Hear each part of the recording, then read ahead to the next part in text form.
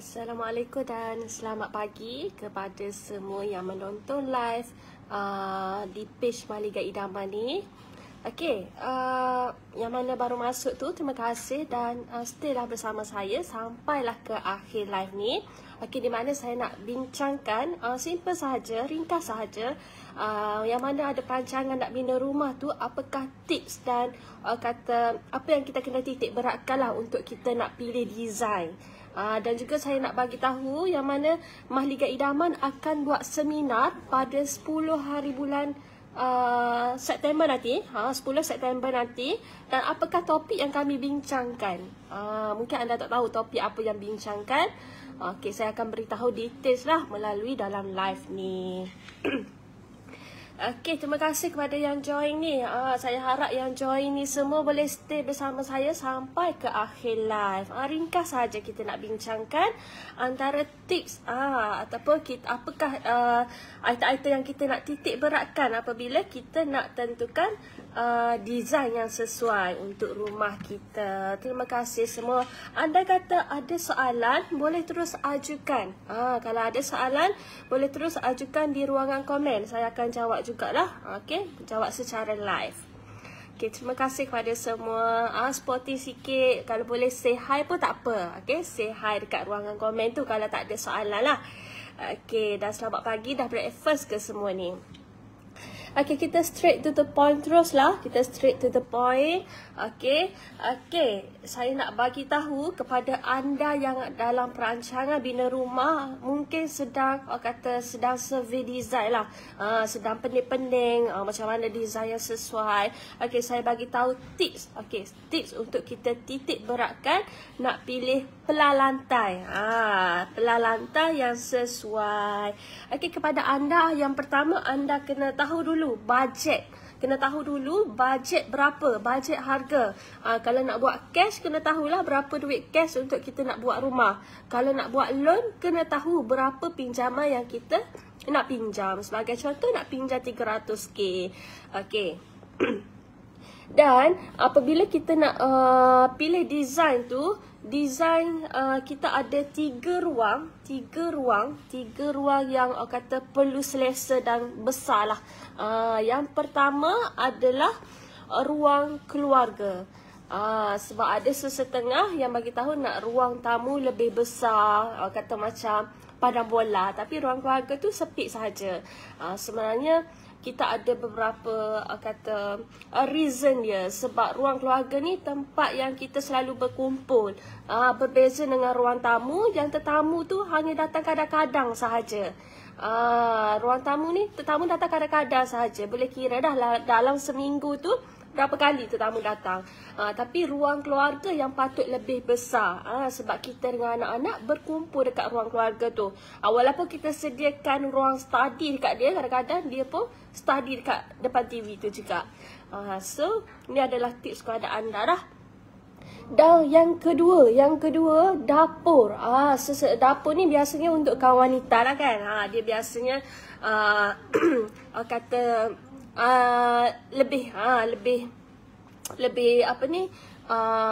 lebih beria lagi lah nak tahu pasal dapur ni kan. Okey, dapur ni dia ada 2 kategori. Ada yang dapur nak satu dapur saja, maksudnya dekat situlah wet kitchen, dekat situlah dry kitchen.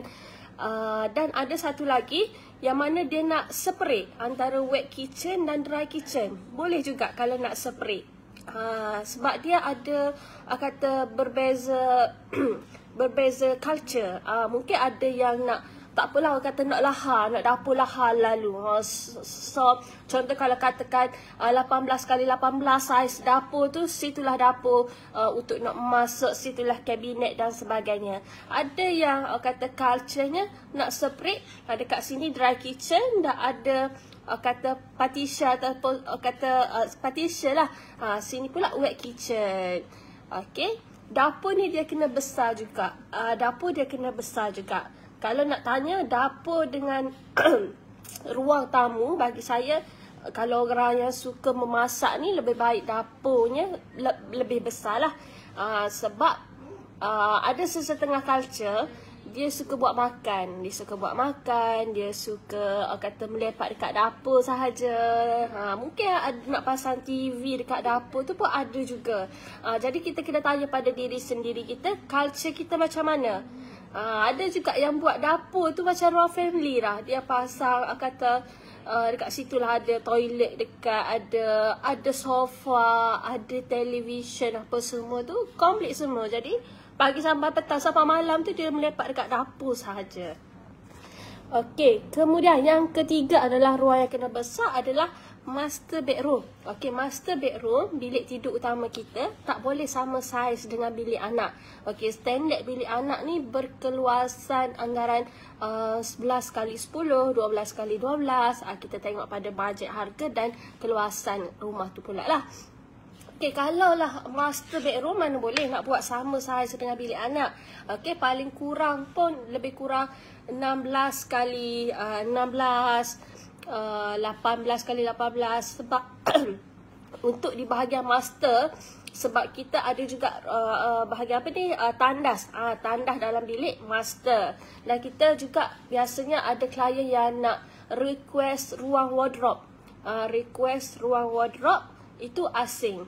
Jadi walaupun kata katil tu tidak besar mana, dan biasanya katil king lah yang sesuai untuk bilik master, kata kena luas, kena luas dalam bilik master. Sebab kita ada tiga ruang lain. Kita ada 3 ruang dalam bilik master tu, di mana katil, bahagian ruang wardrobe, bahagian ruang pakaian lah, dan juga tandas. Okey. Kemudian kita kena propose ruang laundry. Ruang laundry sebab ramai juga yang bina rumah tapi tak ada ruang laundry. Jadi kalau rumah lama-lama tu tak apalah, mungkin letak letak mesin basuh dekat luar ke, letak mesin basuh dalam bilik master ke, tu rumah lama lah. Kalau rumah yang terkini ni, kita dah letak ruang, maksudnya kita ada ruang laundry. Khas untuk ruang laundry ni, letak mesin basuh dan juga kita jemur pakaian dekat situ pun boleh terus lah. Okey. Kemudian ada juga klien-klien kita ni, dia request ruang solat. Request ruang solat, yang mana boleh juga kalau tak nak request ruang solat pun tak apa. Mungkin kalau tetamu ada datang, bolehlah guna mana-mana bilik. Tapi kalau macam bajet kita tu kata ada lebihan lagi, kita bolehlah buat satu bilik solat, bukan untuk tetamu saja, untuk kata family kita sendiri. Anda kata dah nak solat bersama-sama di ruang tersebut. Sama ada nak jadikan dia sebagai bilik yang tertutup ataupun nak ruang yang terbuka. Ruang yang terbuka ni kita kata tutup kiri kanan je lah. Lebih senang. Okay? Biasanya request ruang solat. Tapi kalau gerangan kami, ruang laundry tu memang wajib lah. Memang kami akan propose kepada anda ruang laundry. Biasanya sesuai di sebelah bilik air dekat dapur. Sebelah bilik air dekat dapur sangat sesuai lah laundry duduk dekat situ. Andai kata nak laundry yang kata satu bilik khas untuk dia pun boleh juga. Okey. Jadi seterusnya untuk posh. Okey, saya nak terangkan sedikit posh sebab ada yang bagi tahu ada yang nak posh dan ada yang tak nak posh. Okey, ada certain area, sebagai contoh dekat Besut Terengganu kan, dia memang wajib kena buat 2 biji kereta. Maksudnya posh untuk 2 biji kereta. Yang tempat lain saya tak pastilah. Kalau macam ada tempat lain yang ada syarat yang terbaru. Tapi setakat ni kalau di lain-lain tempat, contoh di Kota Baru ke di Kelantan ni, bolehlah anda kata nak buat 1 pos sahaja, ataupun nak buat 2 pos, ataupun tak nak buat pos lagi. Sebagai contoh, bajet anda 300,000, bajet anda 300,000. Kalau katakanlah dengan 300,000 tu, saya kira, kalau katakan dengan 300,000 tu boleh dapat 2,000 keluasan. 2,000 keluasan tu kalau termasuk pos 2 biji kereta, termasuk pos, okey, kita lebih kurang 1,700 macam tu lah. 1,700 tu adalah dalam rumah. Sebab kita kira termasuk dengan keluasan pos. Kalaulah katakan 2000 ni tidak termasuk pos, agak luas lagi lah. Maksudnya luas lagi lah dalam rumah anda tu dengan kata keluasan 2000 sahaja tu adalah di dalam rumah, tidak termasuk pos. Maksudnya kalau nak buat untuk satu kereta, maksudnya mungkinlah dalam 1008, 1009 macam tu lah. Okey, jadi benda ni anda kena berbincang dengan bahagian bahagian marketing. Berbincanglah, maksudnya macam mana yang idea yang anda mahukan. Sebab kita ada benda yang kita suggest dan ada benda yang kita tak tahu. Jadi yang benda kita tak tahu tu, ya klien kena bagi tahulah apa yang nak, barulah kita akan suggest yang sesuai. Okey, seterusnya nak tentukan konsep. Okey, tentukan konsep ruang yang open ataupun privacy. Ada setengah orang yang dia suka untuk pelan lantai, pelan rumah kita tu lebih kepada privacy. Privacy ni contohnya untuk ruang-ruang tu dia ada partition, macam ibarat ruang tamu, sekotok, ruang keluarga, ruang ada dinding dan sebagainya. Lepas tu kita nak ke dapur, semuanya privacy lah. Boleh nampak tak kalau kita nampak belah lantai daripada atas tu, kita nampak sekotok. Yang tu privacy. Okey, tapi okey, kejap. Tapi boleh juga ada juga yang cita rasa dia yang nak ruang open. Open contoh ruang tamu bersambung dengan ruang makan, kemudian ada dinding sedikit, terus ke dapur, ruang keluarga tu open. Jadi dia nampak lahar lah sedikit. Jadi kita kena tentukan, tak boleh nak terus pilih copy and paste design daripada Google ke daripada Facebook ke, sebab kita kena tanya pada hati kita sendiri. Tanya pada hati kita, culture family kita ni macam mana. Okey, biasanya yang open ni mungkin dia ada sebab dia sendiri, mungkin dia suka buat makan ke, dan yang privacy ni mungkinlah dia ada sebab dia sendiri, sebabnya nak jaga aurat. Contoh kalau tetamu datang ke, tak bagi nampak lah aurat anak-anak dan isteri tu. Ada sebab-sebab tertentu. Jadi kita kena tanya sama hati kita, konsep yang macam mana yang sesuai dengan culture family kita. Dan seterusnya, untuk sesuatu rumah tu kalau nak lebih selesa, sejuk, pastikan ketinggian siling tu lebih kurang 11 kaki. Kalau boleh, tak sesuai lah kalau 11 kaki ke bawah. Masih ada lagi yang rumah mengamalkan 9 kaki, 10 kaki. Tapi kalau nak lebih, lebih nyaman, sebab dengan ketinggian siling ni dia memberikan pengudaraan juga. Kalaulah siling tu rendah, maksudnya ketinggian siling tu rendah, kita mungkin kurang dari segi pengudaraan. Dan dari segi susuan atau tingkap pun kena titik berat juga. Kalau kurang tingkap, penggunaan tingkap, jadi rumah tu kurang pencahayaan. Jadi kita kena titik beratkan apa yang memberi pengudaraan dan apa yang memberi pencahayaan. Dan kena decide juga untuk tingkap-tingkap dan sliding tu duduk di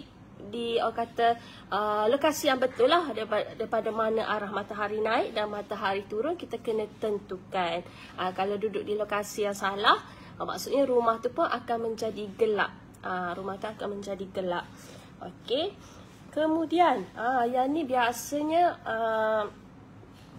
yang ni adalah cita rasa masing-masing, di mana bahagian pemilihan atap bumbung masih ada yang nak konsep moden.